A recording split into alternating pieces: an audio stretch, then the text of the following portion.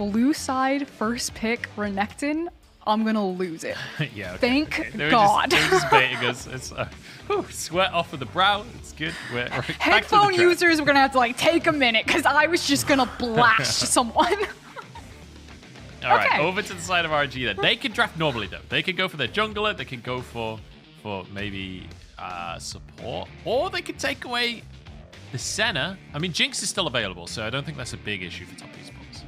Yeah, and this is kind of where I have an issue with it. I expected them, if they were going to ban Hecarim and Udyr, that it would be about the jungle pick and that they would be fine getting whatever jungle matchup that they wanted and giving the Kench away from it. I think it's kind of a weird double down to also then pull the Senna away, although I understand why they're doing it. But you already said, you know, you have access to things like the Jinx if you wanted to go the hyper carry route. We've seen Varus, Tahm, Kench a number of times. And now that you see the Olaf, if you go into the Varus here as opposed to the Jinx, it tells me that you're really prioritizing dive potential and using this Tahm Kench as an offensive Tahm Kench instead of a defensive Tahm Kench, because Varus applies so much pushing power into the lane and sets you up for great positions to dive. So I would expect Karsa to look for something maybe like his Pantheon, if it makes it through ban phase for jungle, and kind of pairing up with that Tahm Kench.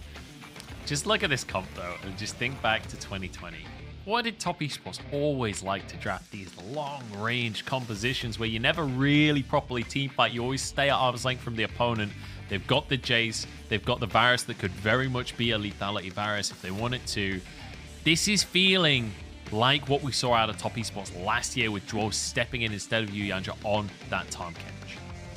Yeah, exactly. And then to round it off, it's probably going to be Ming's Karma, although obviously Cryin and Xiaohu could also play this one, but I just think Senna Karma is such an obnoxious lane, and this is what I expected. RNG now pinching the jungle pool. I still feel like Pantheon's probably the pick to go for, although with Jayce already being shown by 369, they should pinch the top lane pool to make sure that 369 gets the exact matchup that he wants. There we go, the Malphite. That was a big one that I was like, can't let that go through. He's just going to stack the armor and have a free shot onto Varus.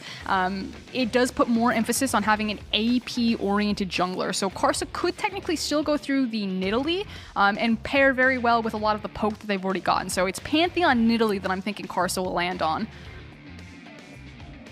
We'll have to see. I mean, the Nidalee we already saw from Karsa in this series, and it was something to behold, honestly. But the Lilia ban, the Zoe ban, we'll see what top esports are going to finish off with a ban here. It's the Twisted Fate from Cryin, so again, removing that style of play, but the Galio could still be available, but I don't know whether you want to blind pick that.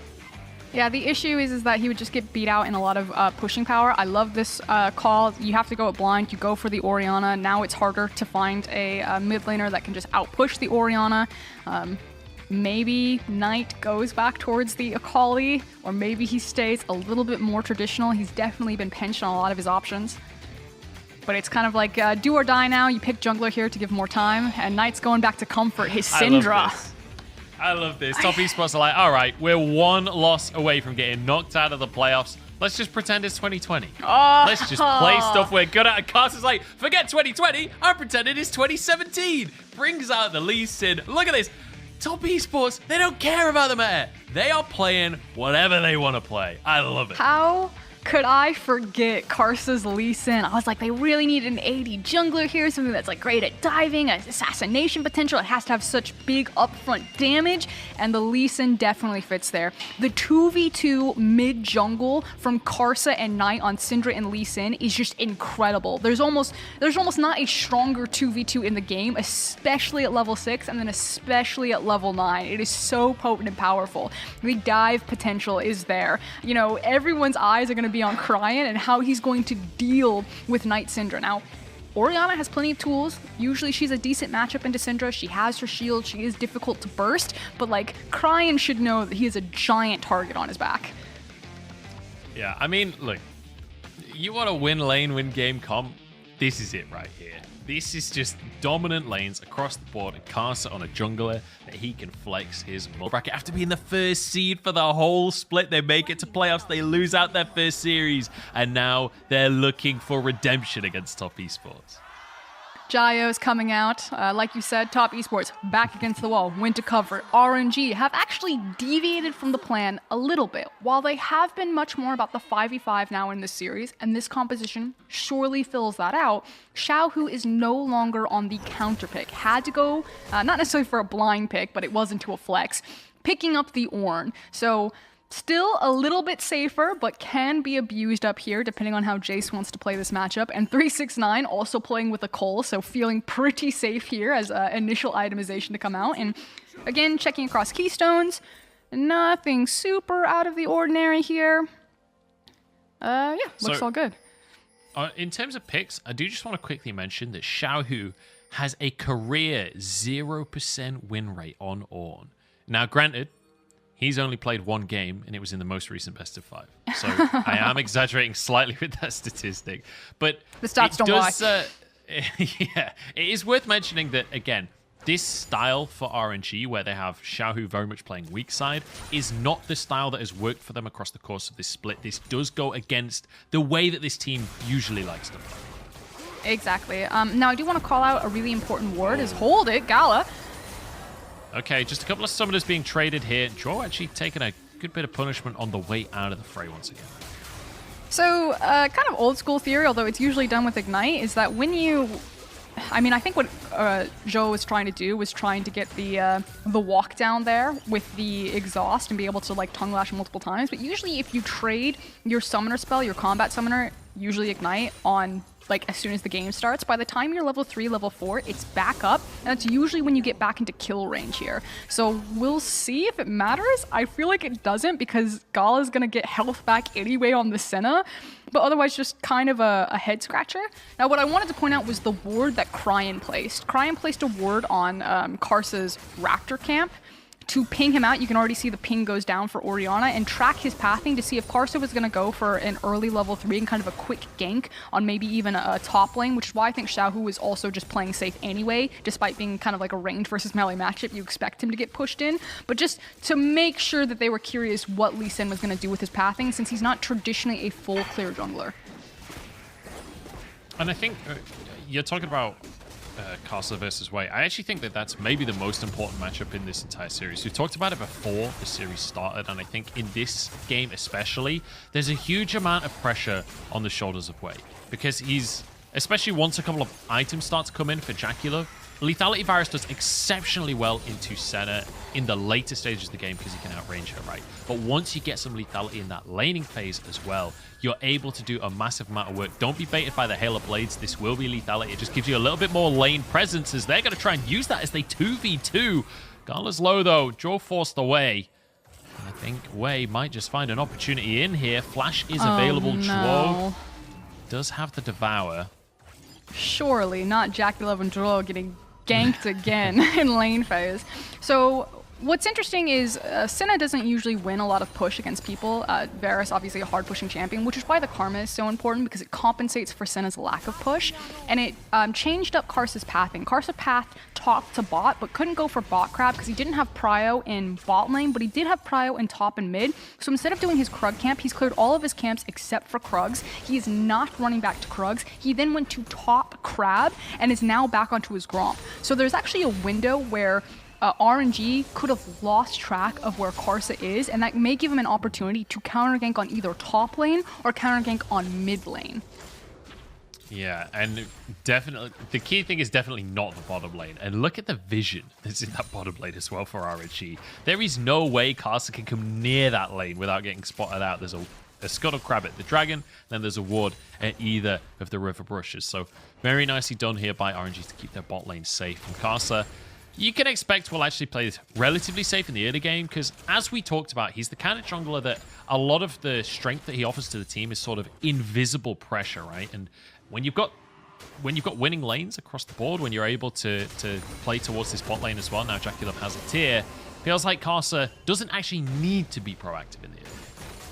And as we say that, you're right, he's doing a good job of it. There's actually on the way pings for Karsa to get involved with this bot lane. So I expected Karsa to prioritize his Raptor camp and then look for assassination in mid lane. Oh no, he is going for the Raptor camp.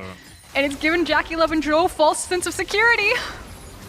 Okay, Zhuo should have the Devour available. He flashes away from JackeyLove and then gobbles him up. That is very nicely played by Zhuo. Baiting for the TP as 369 gets onto Gala, but flashes out to safety. JackeyLove now could be in trouble as Xiaohu's here, but Karsa has the Q, goes in on the play.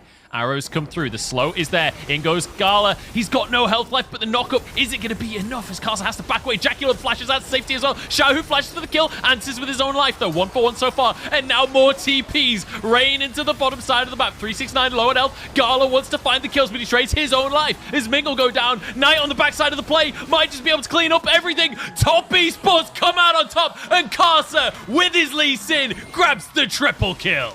And it was a full 10-man party in the bot lane. Eventually, the mid laners even joining once they had level 6 and got their ultimates. But look at the key difference. Knight got his ultimate off, whereas Cryin is still sitting on the shockwave. That was a huge swing for top esports. Knight is now 2-0. Karsa is 3-0. And we talked about it time and time again. Do top esports get these skirmishes? Because yes, all 10 players are here, but this is not a true 5v5 set the line in a skirmish. This is a full fiesta. This is every man for themselves, split-second decisions, looking for the outplays, and at the very end, it is top esports. And guess what's one of the best champions in the game in these kind of fights? It's Lee Sin. Karsa is able to do whatever he wants. He just plays to defend JackeyLove for most of it, but he's able to do so much execute damage with his Q. And you know, Ornn pre-6 in a big team fight, not that valuable realistically. So it feels like not the greatest fight for RNG to take. There was also the fact that when Cryin on the replay came into the off the teleport, he had no mana. He could basically throw a Q and was there for auto, whereas Knight looks like he got a reset in and then teleported down to the fight. Came in basically full mana, was able to expend all of his cooldowns, and now sitting with a blue buff. This is exactly where top esports want to be with their backs to the wall, but kind of taking track of everything that this is going to mean. Now, Cryin still has his flash available, so he's actually decently safe in this mid lane, despite the fact of how powerful Lee Sin and Syndra are. So I don't know if I necessarily expect them to be able to kill the Orianna, but I do expect at this point, Knight and Karsa can just walk into whatever river they want as long as they do it together, because their 2v2 is so strong. And if that's, you know, influencing pressure over Dragon or just straight up killing bot lane. It was a long shot, but he took it. It's a bit of a reach, Xiaohu, I'm not going to lie. I don't see any universe where that actually happens, but, you know, valiant effort. I appreciate that. I want to go back to the picks here for a second, and I want to just take a moment and appreciate Knight is on the Syndra, and Syndra has not been that successful of a pick this split. We saw it a lot earlier on in the split. It really fell out of favor. It had like a 30% win rate or something like that early on in the split. But Knight specifically, across his career, has only played this pick 37 times, but he has a 76% win rate on this Syndra. He is one of the best Syndras in the world, and they're looking to use and abuse that fact. They go for a dive. The kick is beautiful. Karsa, that is just gorgeous to watch. He is going to die to the tower here as the answer comes through. Wei is just running through the whole team. What is this? Olaf 1v3. That is not fair. That is not how League of Legends is meant to go. Knight finally answers, but Wei is taking this into his own hands. That was a bit of a whoopsie there. I think possible miscommunication. So we talked about the offensive Tahm Kench that the LPL really loves to use, especially when they pair it with something like a Varus. You know, Varus had the wave crashing onto the tower. Lee Sin goes for the dive, and Karsa's standing in front of Zhuo like, I'm ready to be eaten right now. And Zhuo's like, I wish I could help you. And suddenly it allows Wei this opportunity to pick up these 2 kills, potentially even 3. So where was the gobble? It was right there. It was a wasted gobble. I think JackeyLove took tower aggro. I think that's what happened there. So a little bit of a mess up. I'm not sure if it was JackeyLove messing up or Zhuo messing up. It doesn't matter. A top esports mess up regardless. And it means Karsa ends up losing his flawless game so far. Either way, it wasn't Karsa's screw up. That's what I'll say. That was a big yikes. As now we have immediate tempo reset for Karsa to pick up the Herald. Again, I expect Karsa to continue to play around Knight. It doesn't necessarily matter if it translates into a kill, but as long as Syndra and Lee Sin are holding hands, there's so much pressure no matter where they go. Yeah, so 8-4 on the scoreboard right now and a 2,000 gold lead. And you know what? In the one game of this series that Top Esports did win, they had more than a kill a minute. They're 2 kills away from matching a kill a minute in this game off of the back of just basically 1 fight and a couple of scraps. But it feels like Knight has his ult available. He's got a lot of damage in his kit already. If they can just find a fight over the Drake, if they can bait RNG into dueling them, they're going to be in a fantastic position to just take over the game. And if you're RNG at this point, you just need to say it's not advantageous for us to fight a fair fight if Syndra and Lee Sin are involved. They're way too strong, so we need to just let top esports take whatever control they want over the river, try to slow them down, try to make cross-map plays, which is a bit difficult because it isn't Ornn, but you can see Olaf's already moving up behind them, so RNG are looking for these windows to play cross-map, you know, not overcommitting to this dragon, just kind of fishing for some skill shots, fishing to see if they can get a steal, and trying to support Xiaohu up here, but for now, RNG just need to accept that they're going to be given over the next 5 minutes to 8 minutes to top esports. And you know what? I'm just watching and waiting for Karsa to get some beautiful kicks off. I'm just so excited to see Karsa's Lee Sin. I did not expect to see any Lee Sin in this entire tournament. So this feels like a bit of a treat for us. But it feels like Knight's caught out here. Cryin gets a good shockwave and good damage out from Knight to answer, but it's not going to be enough. Nearly was, but the 1v3 is too good, and Cryin manages to take down his opponent. Xiaohu gets the kill. Just a great read, not only on the flash from Xiaohu's ultimate right there to catch Knight on the other side of his flash, but also to find the window where you could make a cross-map play, if you will. You know the dragon just went down, the jungler's probably going to reset. WQ could finish him off. JackeyLove gets the kill. Lethality Varus, you can't mess about with it. Not even once. Herald goes down, but Wait arrives and will be able to stop the tower being taken. Man, you cannot step back up. Lethality Varus gets a lot of... Once you've got that Caulfield's Warhammer and a couple of levels in Q, that rotation comes up real quick. Yeah, but, you know, damage done. They didn't get the tower, but they've denied so much gold off of Gala. JackeyLove is feeling great. Now, it is a... What do we call it? Fasting Senna. Pseudo-support Senna. Hate this champion Senna. I'm a big fan of Fasting Senna as the name. I think it's a creative name, but ultimately it is actually just support Senna and Ming as the carry. But, you know, that's a different conversation. Oh, well... See, that's the reason it doesn't work though, right? Because Karma's not the carry. She's gone with Kale's first item of all first items. So here you go. JackeyLove. She's very anti-Syndra. Into a 2v1 right here and somehow almost winning it out. Nearly dies, but the Abyssal Voyage is there. Gala has to respect it. Can't go as Zhuo arrives. Yeah, the nice thing though is that they got... they didn't get the ultimate. I was going to say, I thought I saw the ultimate fly. It must have just been a Q. If they had gotten the ultimate, maybe a better situation. But speaking of bad situations, 369... Or is it bad? Knight's going to TP in as well. Crayon's here on the scene, but Xiaohu will just be blasted to another universe before the fight even begins. Shockwave comes through and Knight will be answered with. Karsa comes in. The kick is beautiful. Karsa just styles all over way. And 369 knocks Cryin back into the fray. That was just beautiful. And top esports will not go quietly into the night. They are finding these skirmishes. They are finding these outplays. The teleport timers, RNG, are not doing a good enough job keeping track of them. And Knight and Karsa are starting to style on their opponents. And a poke composition when it gets ahead of the clock is absolutely devastating. Because a single Q from Jayce, a single Q from Varus is basically going to half health someone on your team. And you know, this is ultimately a composition that has an expiry date, right? When you look at it, lethality across the board, blah, blah, blah, Lee Sin jungle. Doesn't matter when you're winning this hard in the early game. Take another look as 369 just hard baits everyone into the fight. Yeah, the turnaround here, really nicely done. Like the shockwave pulls back, but here comes Karsa, uses the Dragon Rage kick. So W to get the Dragon Rage kick, then knows that the CC of him landing on the other side sets up a perfect sonic wave to look for the execute there. Just crisp mechanics. Just always a pleasure to watch Karsa absolutely body someone. And I feel like, honestly, this is just a treat. I've been taken back to 2020 here. I get to see top esports playing the picks that are just so beautiful to see them play. They're playing this style that works so beautifully for them. And this feels like the top esports that we got to see in the mid-season cup last year. Look at the plate gold difference. 10 plates taken versus 1. 1,600 gold from plates alone. The gold difference right now in the game is 7,000 at the 15-minute mark. If there is any team in this league that will snowball a game, it is definitely top esports. So everything is going right for top. Top fans can breathe a sigh of relief, potentially looking like a Game 5.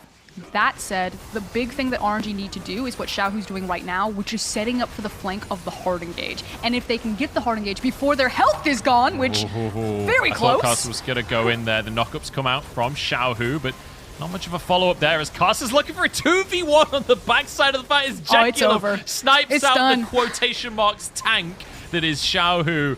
I don't think there's any way RNG can contest on this one. This should be at minimum a mid-tower, but you know top esports, they might just look for more as well. Karsa still has Dragon Rage. Keep your eyes on his signature Lee Sin. Doesn't look for the Q on Ming as they just crash this wave, and they can move over to the Dragon as well. Look at that. That long-range damage combo is disgusting.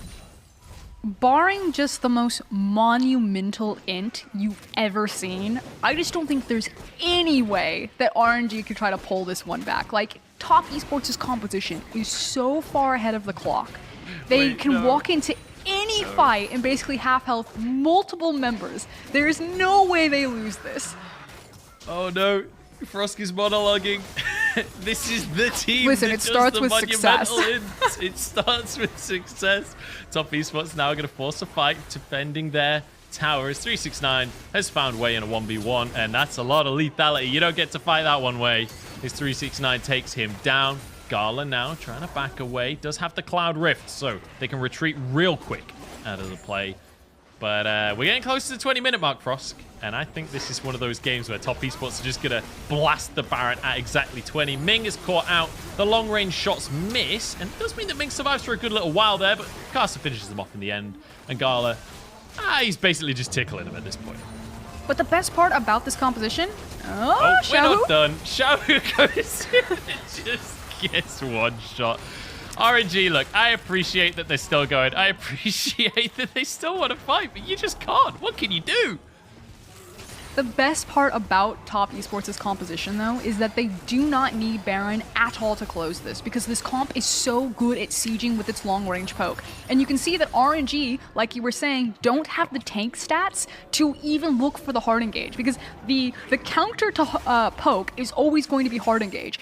But if your hard engage is behind clock, if the poke is ahead of clock, then again, you need a monumental repeated int to lose this in any situation. You don't need to go for Baron and even chance a throw. Your comp is too good at sieging. It doesn't need Baron to win.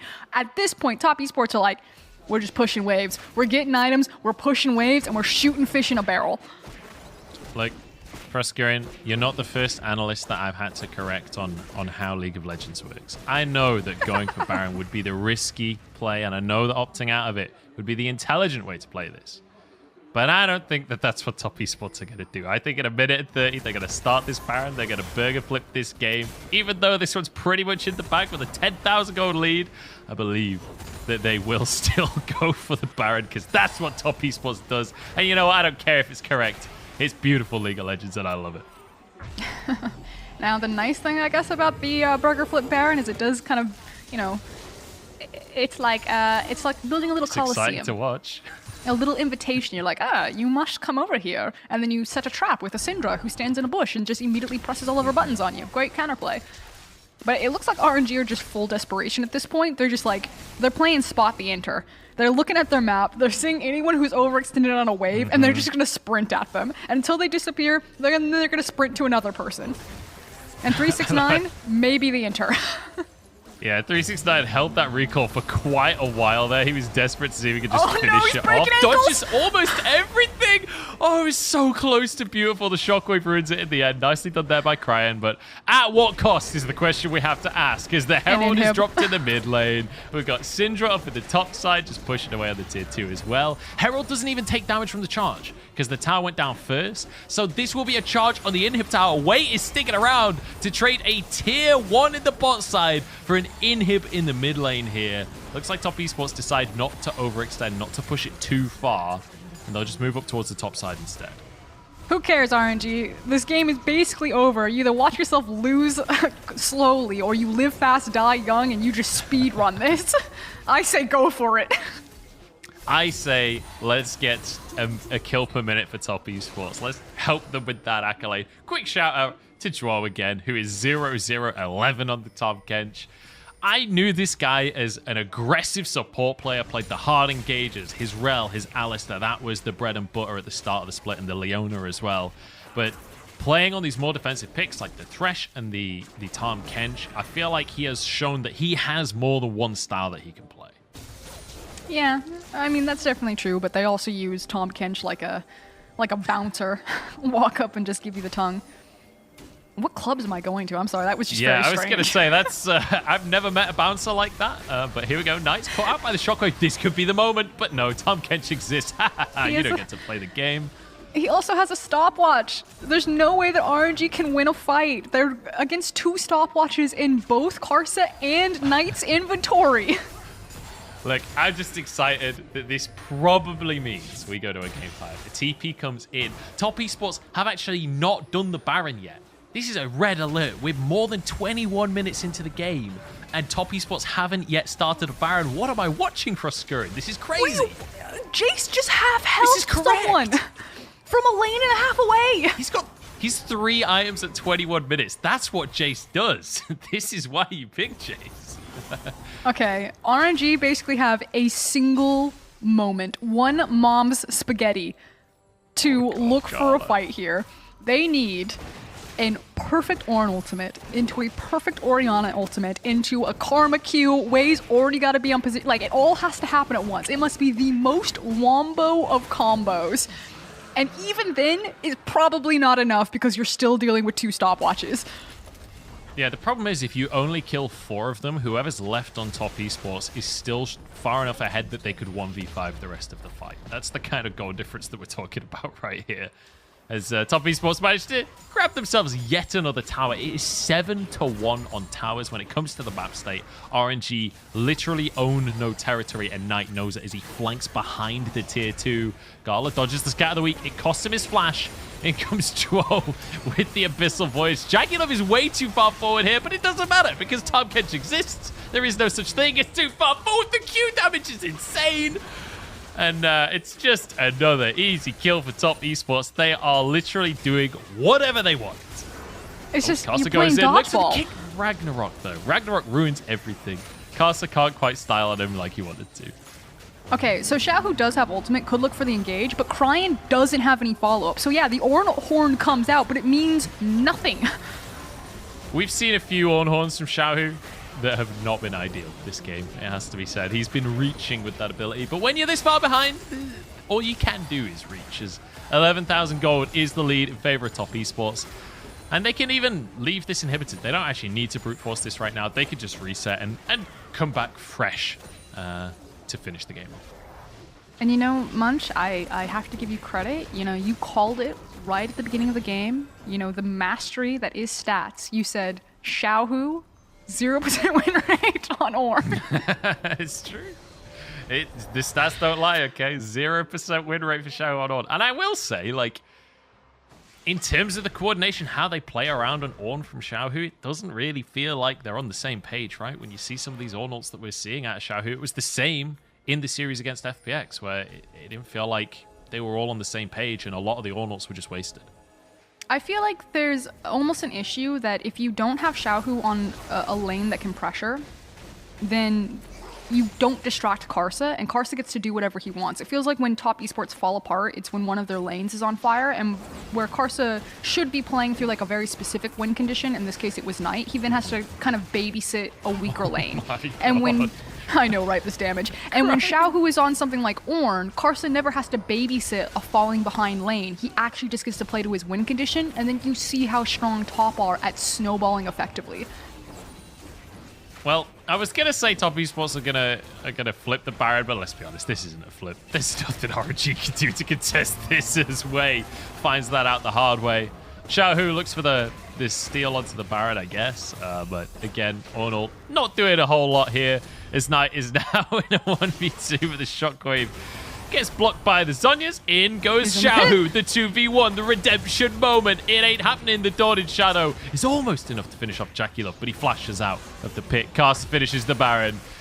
And it's a valiant last attempt there, but that's all it's going to be, is a last attempt. Is Top Esports TP in the base of Froskurinn. Top Esports bring back the mojo and take us to a game 5. I cannot believe those words are leaving my mouth, but they draft their 2020 composition and they make it look beautiful. Screw your meta. Top Esports want to push us to 5 games. They want to keep their playoffs hopes alive here. Just patting out the KDAs just a little bit there, as it has been a long time coming. About 10 minutes ago, this game was won, and Top Esports now with so much momentum going into this final game. You can see their faces, just all smiles there. They know exactly what the winning condition is for them. RNG back to the drawing board. They need to figure out what they're going to draft for this final game. Now, they do have an advantage that they will be on the blue side. Blue side right now is 100% win rate in this series. That's very true. I have to say, I'm really not sure what we're going to be looking for in this next draft, because we've just completely thrown the meta out the window for this one game. Whether or not Top Esports will stick to that, I have no idea. This is we're in uncharted territory when it comes to the draft now for the current meta, because nobody was expecting Lee Sin picks. Syndra had fallen out of the meta. And like this lethality Varus with the Tahm Kench is a really nice adaptation for Top Esports. We've seen that a tiny bit in the fringes of the meta. So it does feel like Top Esports are changing things up a little bit and just going with what works for them. And you know what? I like it. I say just do it again from the blue side. I feel like the takeaway that RNG will have from that game is that they need to find more lanes to play it through. Because if you looked at their draft, you know, it was Ornn in the top lane, Olaf's going to be hard farming, you have Orianna across from a Syndra, you had to blind pick it, and then you have Karma Senna. So you have a lot of defense and the ability to slowly scale up, and then if you did get to scale up, you would be great, but there's nothing for way to play through. You know, there's not a lot of setup, there's not a lot of kill pressure there. He was basically only supposed to be hard farming and then maybe looking for counter ganks. So I think that will be the pivot, and if that's, you know, putting Xiaohu again on either a counter pick or some sort of pick where you now have a lane that Wei can play through and play around, because Karsa got to play around his win condition, which was playing around the pressure that Knight was putting out on the Syndra. He could go bot if he wanted to with JackeyLove and Zhuo. 369 was basically left on an island, isolated across from an Ornn, and just kept smacking him, which is why his damage numbers are so freaking high. But I think that's the secret sauce if RNG want to have a hope in winning this game 5. Yeah, I think 369 by the end of the game was doing Xiaohu's total damage for the entire game in one accelerated shock blast. It's Cryin every time he stepped anywhere near one of his own inhibitors, basically. 369 was smacking with a shock blast and just take 2/3 of his HP. That was disgusting to witness, but I mean, my basically, God. JackeyLove and 369 did more damage than the whole of RNG collectively. Yeah. Pretty comfortably.